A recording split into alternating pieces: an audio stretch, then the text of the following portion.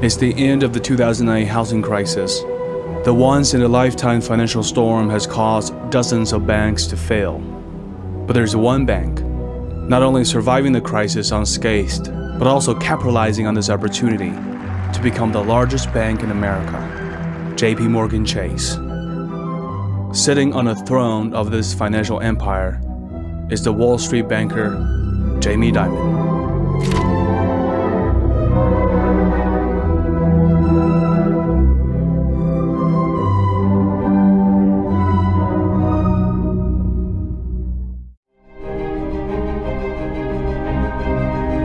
Phineas.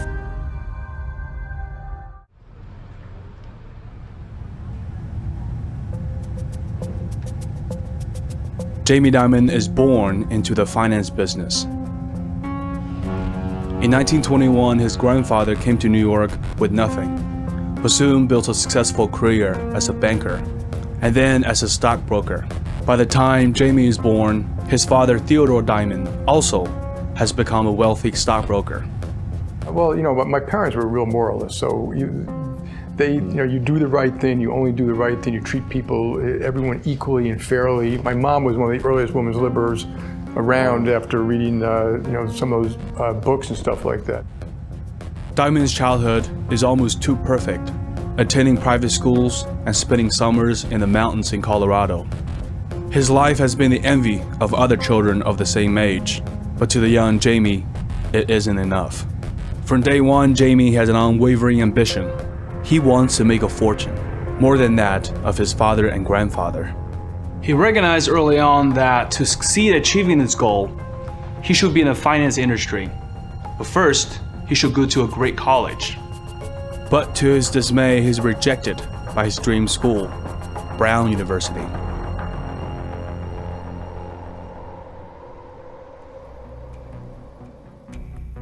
After graduating fourth in his class and being rejected by Brown University, Dimon goes to Tufts University instead. Jamie Dimon grew up having most things handed to him. Deep down, he believes Tufts doesn't deserve a student of his caliber. During his freshman year, he applied to be transferred to Princeton University, but Dimon is rejected again by an Ivy League school.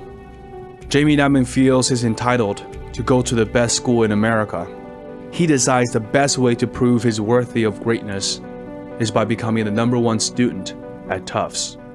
Jamie Dimon always seemed to have this supreme confidence and sometimes comes off as cocky. His plan worked. By 1978, Dimon graduates summa cum laude from Tufts and is accepted to the Harvard Business School. He finally achieved his goal and his self-worth is validated. At Harvard, Dimon proves once again he's in a league of his own. In business school, Dimon was a nonconformist. He didn't live on campus like other students, and he wore jeans and leather jackets. Other students wear suits. In a class full of Republicans, he was the only Democrat, and a very vocal one. Jamie Dimon graduates Harvard as a Baker Scholar, an honor only bestowed on the top 5% of his class. Dimon is flooded with job offers by many prestigious investment banks on Wall Street. His future is bright. Surprisingly, Dimon turns them all down and instead decides to take 1/3 of his salary by working for a family friend, the legendary financier Senny Weil. I got to know him a little bit. My dad was a broker at Shears and Hamill. I'd had a summer job there. He liked the fact I went to Harvard Business School, and his pitch was this: I'm not going to pay you the same, but he said, "Come join me here. I don't know what it's going to be, but at least you'll see what a big company works like." Senny Weil is an accomplished deal maker in the finance industry. During his long career, he changed the fate of many iconic Wall Street brands, like Primerica, Salomon Brothers, and Citibank. Born in a Jewish neighborhood in the Bensonhurst section of Brooklyn, Senny Weil always wanted to get rich, not by working a 9-to-5 job, but by creating his own company and leveraging other people's money. By 1986, he sold his brokerage firm Shearson to American Express for $900 million. He becomes the president of American Express. He takes a liking to the young Jamie Dimon and offers to hire him as his personal assistant. Like most young people who get breaks, luck has a lot to do with it and timing. And the second factor besides timing is that as a young man, usually all of us would admit that there was a mentor, a benefactor. And when an older person who you respect and admire has confidence in you, it's a great booster to your own self-confidence. What I loved about, first of all, he was very down to earth. I mean, there are flaws in the man, but he's very down to earth. I really wanted to help build something. I mean, that was my initial thing. Like, I want to build something. He had built Shears and Hamill from the, Shears and Hayden Stone. A lot of acquisitions, kind of from the ground up. I love that kind of story. So I figured I could always go back to investment banking. I think Jamie Dimon realized that Sandy Weill was Genghis Khan at his early stage of conquest. He saw him as someone he could emulate to build his own empire. While other MBA graduates will have to work from the bottom up, Sandy Weill brings Jamie Dimon right to the inner circle of his operation, negotiating deals on behalf of Weill worth hundreds of millions of dollars. At the age of 28, Jamie Dimon already feels he's at the top of the finance game. But that is only temporary. Before long, fate will bring him down to rock bottom. The 1980s is a decade of deal-making. After Ronald Reagan became the president, he prioritized helping corporate America, cutting taxes, and making it easy for them to borrow money. This gives rise to the mergers and acquisitions, or simply deals. Only good deals. After landing a job working directly for the president of American Express, Jamie Dimon's career skyrockets. Sandy Weill aims to become the #1 guy at American Express. Jamie Dimon knows if he can help his mentor accomplish that, someday, American Express will also be his. But their ambition makes them targets. At the time, American Express owns a fund called Fireman's Fund. Sandy Weill wanted to sell it to Warren Buffett, and he and Jamie Dimon worked tirelessly to make this deal happen. But at the final stage, the board vetoed this idea. Sandy Weill realizes he was played and quit American Express in anger. But he encourages Dimon to stay on because Dimon needs to support his new family. In 1985, I decided to leave there because I had a difference in management style. I left not knowing what was going to happen next, but American Express stock for the 4 years that I was there tripled, so I did okay. And I started looking for something else to do. But in a show of loyalty, the 29-year-old Dimon quits his job too. Jamie Dimon, who worked for me, was a very loyal guy, and he wanted to go with me even though American Express wanted him to stay. But he felt this is what he wanted to do. I said, Jamie, you were voted most likely to succeed in business school. How the heck can you be going with an older guy? I don't have to work again another day in my life. It's an incredible gamble, one that will pay off handsomely in the end. But for now, they must come up with a new plan.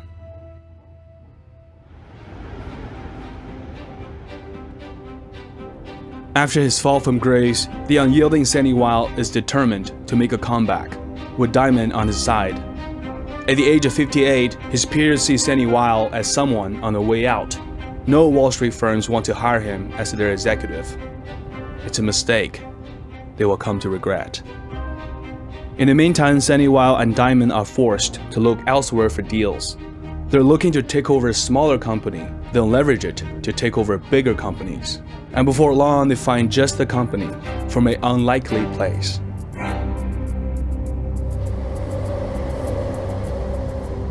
Commercial Credit is a loan company in Baltimore, targeting middle and lower class consumers, those who shop at Walmart. It was pretty much a loan shark operation, lending high-interest short-term loans to mostly a low-income population. Commercial Credit parent company is a computer disk drive maker called Control Data.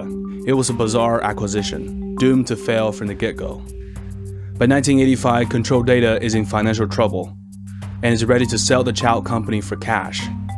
Sandy Weill instructs Jamie Dimon to analyze the firm for a potential takeover, and he comes back with a shocking finding. Jamie Dimon is always the type who thinks differently from other people. Commercial Credit was a crappy company with just 4% return on equity, while similar companies have 15%. But Diamond realized that the company has a lot of assets that they can sell, a lot of costs to be cut, basically making it a very attractive bargain.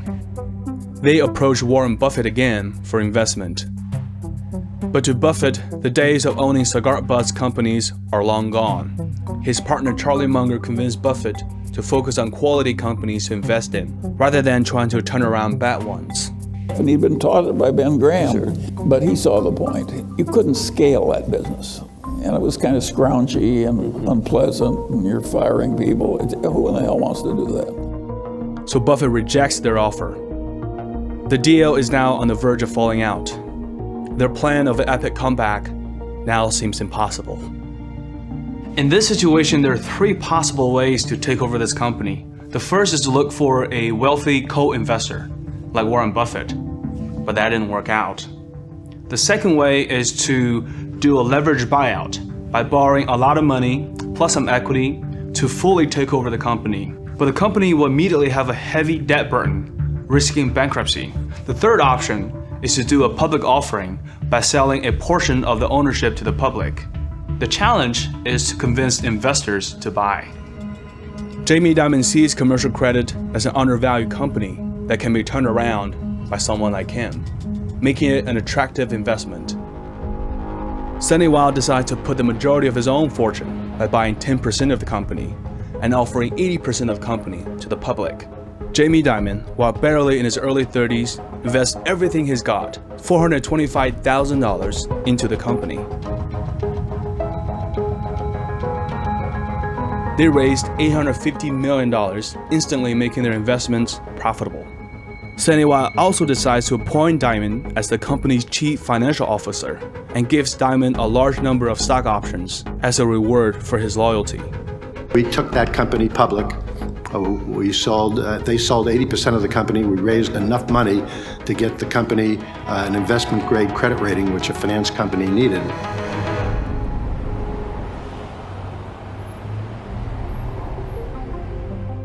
After taking over commercial credit, Weil and Dimon start ruthlessly cutting costs, laying off 10% of the employees on the first day. After just 1 year of running the business, they create $100 million in profit and achieved an 18% return on equity. Credit agencies increased the company's credit rating, allowing Weil to borrow an extra $100 million on behalf of the company. With all that money in their hands, now they can do the one thing they had come to Baltimore to do: deals. But before they can start, their company stock suddenly collapses by 50%. That day is October 19th, 1987. Panic, crash, free fall, meltdown. They just put their hands in their pockets and stared in disbelief. Every crisis of this type, whether it's 2008 or 1873, it's got the same roots, namely that it was unanticipated. So a necessary condition for a crisis is nobody expects it. While many of the biggest companies in the country struggle to survive, Weil and Dimon see an opportunity. Their belief in the survival of the fittest kick in. With a strong balance sheet, commercial credit is simply fitter than anybody else. They start buying back their shares cheaply and taking over struggling firms next to nothing. Over the next decade, they become the most prolific deal makers. They even managed to devour a bigger company, an insurance company called Primerica, with Jamie Dimon as the architect behind the deal. By the end of the century, they have created the biggest financial conglomerate in America, Citigroup. On October 8th, the official merger date arrived, and Chairman and co-CEOs John Reed and Sandy Weil were on hand to greet customers and employees at Citibank's 399 Park Avenue branch.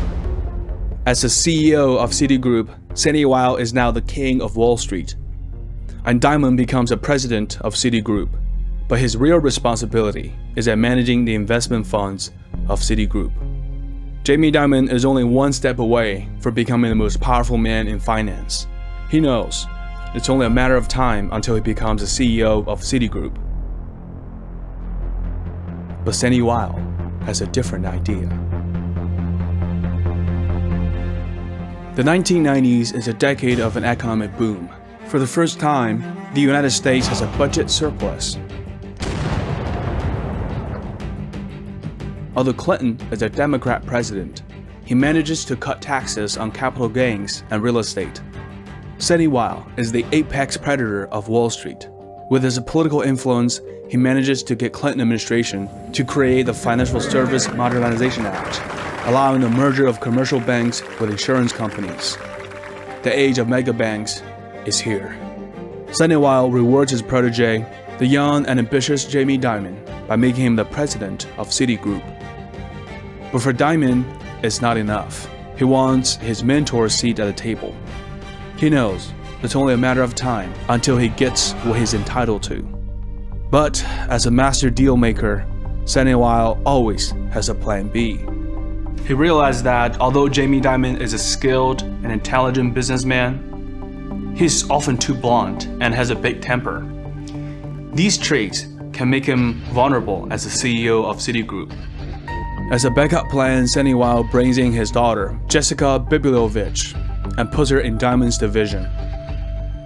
Jessica and Jamie are childhood friends, but their friendship is about to be tested.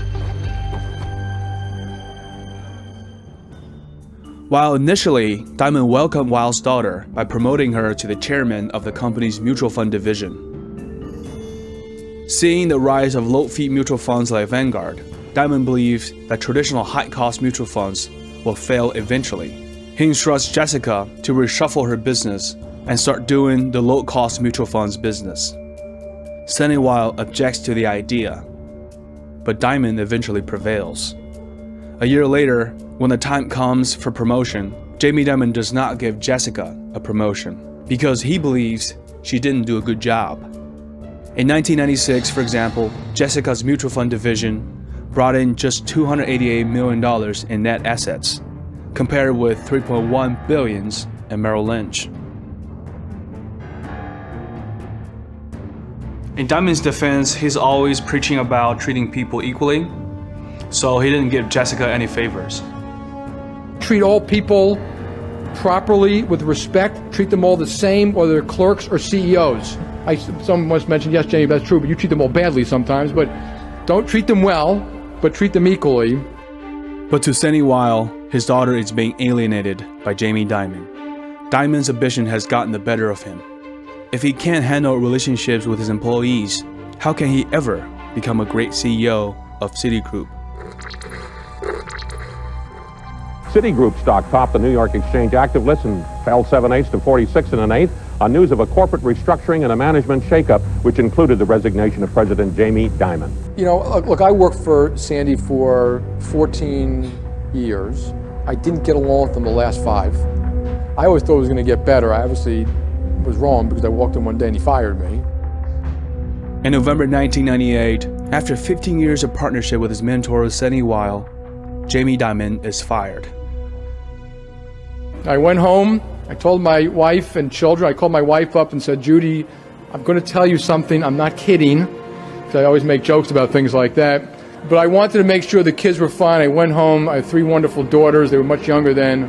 I said, the youngest one said, Dad, do we have to sleep in the streets? I said, no, hon, we're okay. I remind people, when you fail at something, I told people about Citigroup as my net worth, not my self-worth. And I was able to move on, and yes, it was difficult. Dimon was one step away from becoming the most powerful man on Wall Street, but now he is unemployed. He was doing very well, and he thought he was ready to run the company, and he probably was. The only problem was I wasn't ready to retire. And, so we began to not cooperate, and that was not a good way to try and run a business.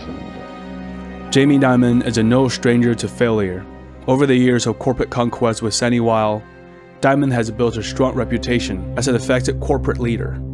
Dimon believes he's robbed of his right to become the CEO of Citigroup. Truth be told, without Dimon, Sandy Weill would not have made such a comeback. The best revenge is through massive success. Dimon will build an empire bigger than Citigroup. And to do that, he will need to find a business as his launching pad, just like what he did with commercial credit. By 1999, to Dimon's surprise, a perfect opportunity lands at his doorstep. You've got one.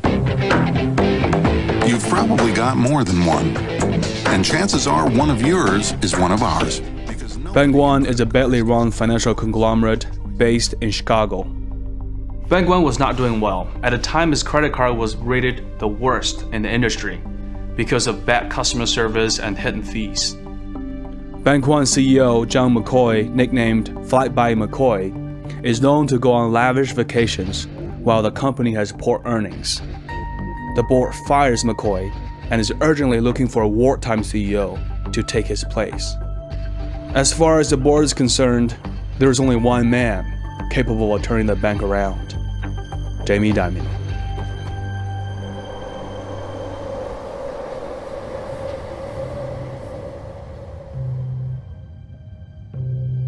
To show he means business, Jamie Dimon goes all in, virtually putting all of his fortune in Bank One stocks, worth over $50 million.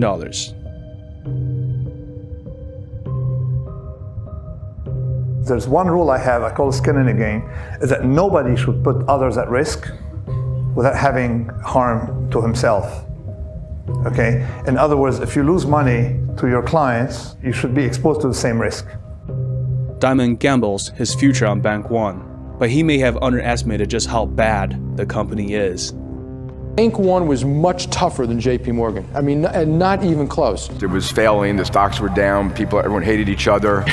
I probably had to lay off a lot of people, and you have to fix a company. To beat the company into shape, Dimon will have to do things no one is willing to do. Over the next 12 months, he sells underperforming businesses, he cuts executive compensation, and he fires 12,000 employees to cut costs.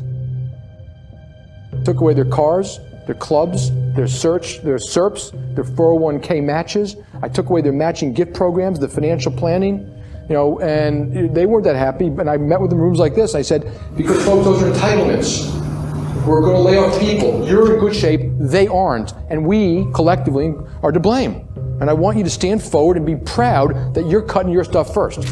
He took $4.4 billion in write-downs and loan loss provisions in 2000, and the company ended up posting a loss of $511 million for the year. You would think such a loss is a bad news for the company stocks, but no, Wall Street is liking what Dimon's doing. The stock goes up because they finally see someone who's willing to do what it takes. Jamie Dimon has one objective: building a fortress balance sheet. Because if your balance sheet is a fortress, a real one, not one that you've convinced yourself of, but one with assets that really have value, right? That you're not leveraged in an extraordinary manner, you will be prepared for shock absorption. A year later, Bank One posts an astounding $2.6 billion profits. With sheer will, Jamie Dimon has turned this company around from the brink of collapse. But the true goal has always been to have a strong balance sheet with lots of cash in order to do deals, massive deals. And in 2002, just after the dot-com bubble, Dimon is ready for the hunt. From the late 1999 and early 2000, the Federal Reserve raises interest rates 6 times in order to have a soft landing from the overheated economy. But the dot-com burst nonetheless, with NASDAQ cutting half. To make matters worse, the 9/11 attack triggers the crash of the broader stock market. The market only rebounded by fourth quarter of 2003. While the S&P 500 barely makes it to double-digit returns in 3 years, under Jamie Dimon's management, Bank One stocks achieves 59% return, 3 times of that of the market. By 2003, Bank One is among the only few banks that are thriving. Since his exile from Citigroup, Jamie Dimon has been biding his time and patiently plotting his comeback. He has established a reputation as a cutthroat turnaround guy, willing to do anything to make a company survive. It is the kind of quality that one particular Wall Street bank is looking for.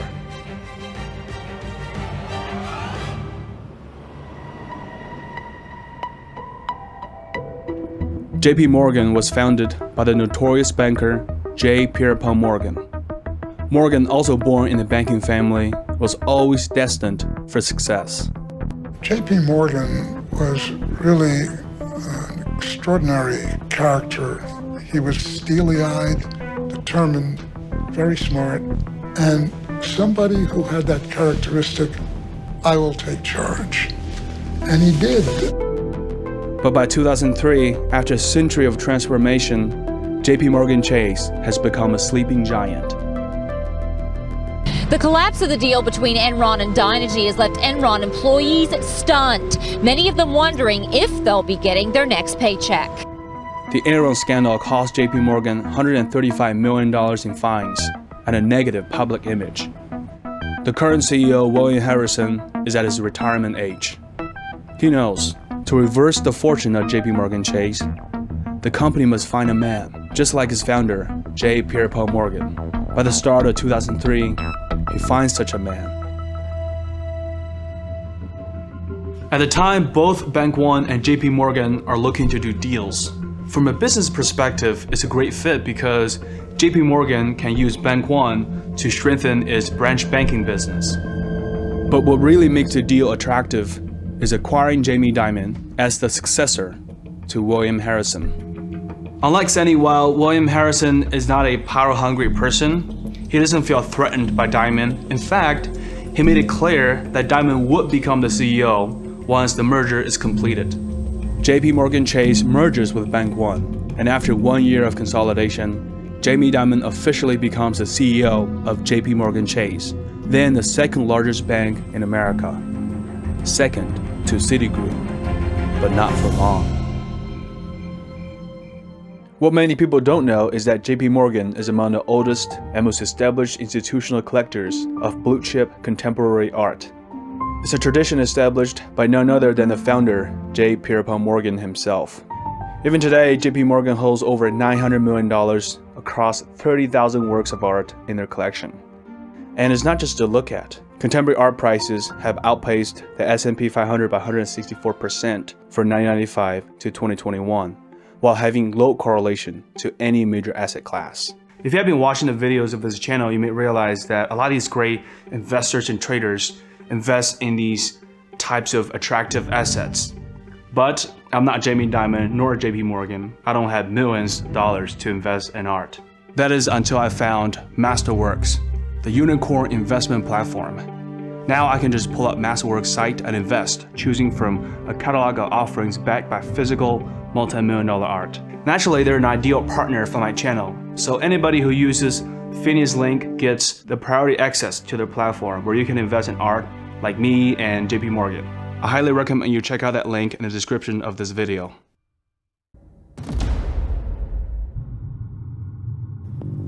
After taking the reign of JP Morgan, he starts reshaping JPM in his usual style, cutting costs, reforming incentive structure, and most importantly, creating a fortress balance sheet.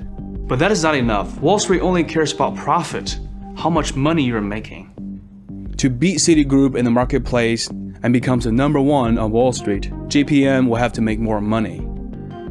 But Dimon realizes it is not an easy task, as the market is getting irrationally exuberant. And Citigroup is the lead dancer in the housing boom. Chuck Prince of Citibank famously said that we have to dance until the music stops.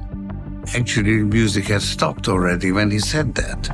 But Dimon knows, and all he has to do is to watch from the sidelines, and Chuck Prince will run Citigroup to the ground, and Dimon will be ready to pick up the pieces. If there is one defining business story of the year, it is the housing slump that will be noted by historians as the biggest financial story of 2007.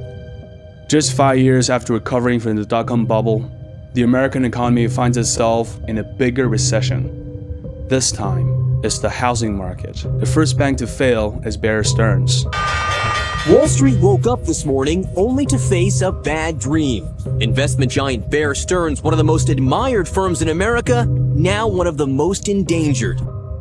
Just a year before, Bear Stearns made a record-breaking profit through the business of subprime loan securitization, which connects trillions of dollars in mortgages and other loans with investors all over the world. They thought by using financial derivatives, the risk was eliminated. But all they did was shifting or hiding the risk. When Bear Stearns is on the verge of collapse, the government steps in and looks for a fit financial company to bail it out. There's only one company on Wall Street with the least exposure to subprime loans. Ever since Jamie Dimon took over JP Morgan Chase, he has been reducing their exposure to subprime mortgage loans. Immediately, and then we had more capital, more liquidity. The chance of having to run in JP Morgan was basically zero, and we never lost money in a quarter. That's why I call it a fortress balance sheet. At the time, the federal government didn't quite grasp the gravity of the situation. Of course, the Republican president didn't want to nationalize a bank. That's something only Democrats would do. We bought Bear Stearns, and it wasn't bailed out by the government. The government did a little bit of financing, because they act like they're financed by the guys. Not. We did the whole thing. They took virtually no risk the way it was structured for them. It just reduced the balance sheet we were taking on, and we thought we were helping the system. We only did it because we were asked to by Hank Paulson. And we thought if it went down, that could be a huge crisis for the globe. The shrewd banker he is, Jamie Dimon offers at $2 a share. Bear Stearns, the Wall Street legend in business for 85 years, is being sold to JP Morgan Chase for just $2 a share. To put that in perspective, last year Bear shares were selling for $170. But the offer is considered too small. To calm the shareholders of Bear Stearns, the company sold to JPM at $10 per share. While in the end, buying Bear Stearns does not benefit JP Morgan's bottom line, this deal certified JP Morgan's reputation as a sound bank to do business with, and it sends Jamie Dimon to the very top of the financial industry.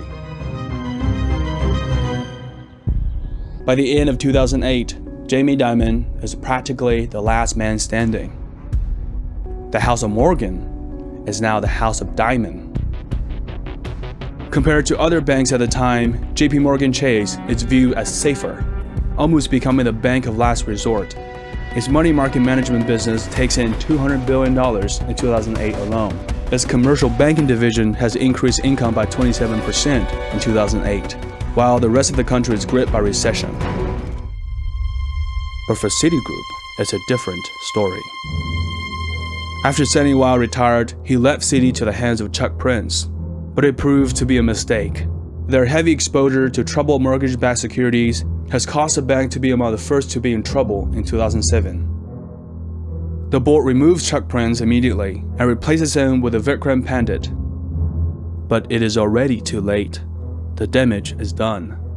Sandy Weill has been watching the storm unfold in his retirement.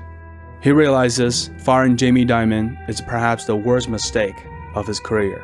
You could go back. Would you wish that some of what happened hadn't happened and that he had been there instead of Chuck Prince? Oh, I think there's no question I would. You wish you would have, yeah. Sure. They have a complicated relationship like father and son. But I'm sure Sandy Weill is also secretly proud of what Jamie Dimon has accomplished. By 2020, Jamie Dimon once again is the last man standing. He now is the only CEO left on Wall Street who survived the 2008 recession.